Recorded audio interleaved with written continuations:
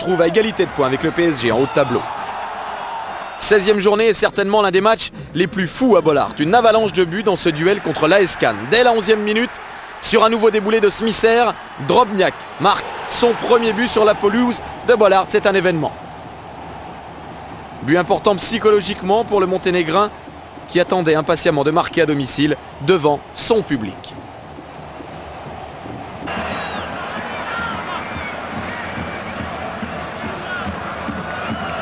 Lens, dans cette rencontre, devient alors intenable. Cannes est complètement étouffé par le pressing lensois. Et Ziani, 1 minute après le but de Drobniak, porte le score à 2-0.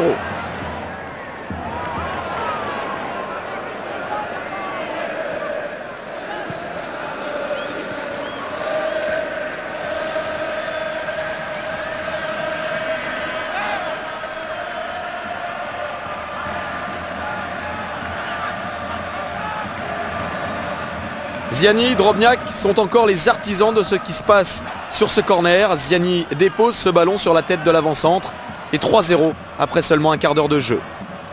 C'est le déluge partout dans le ciel et dans les buts de Sébastien Frey.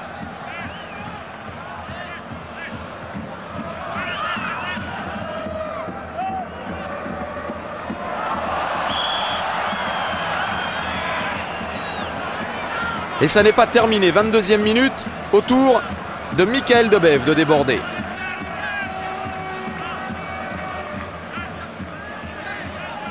Et au bout de ce rush de Debève, le 3e but pour Anto Drobniak, comme à Marseille, un triplé.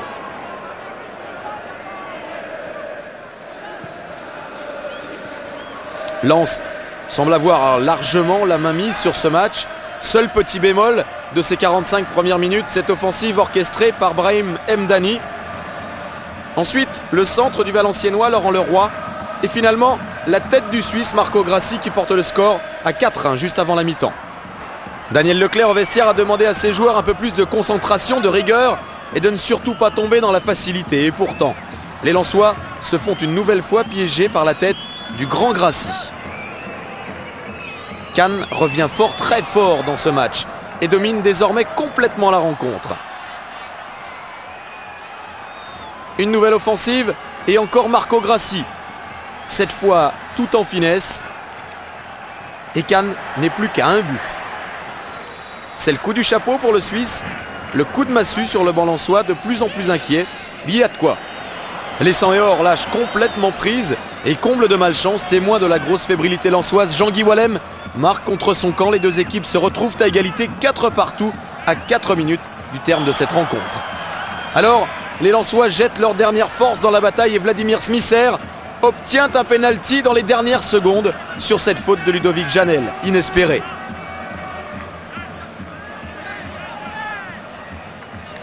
Pénalty indiscutable.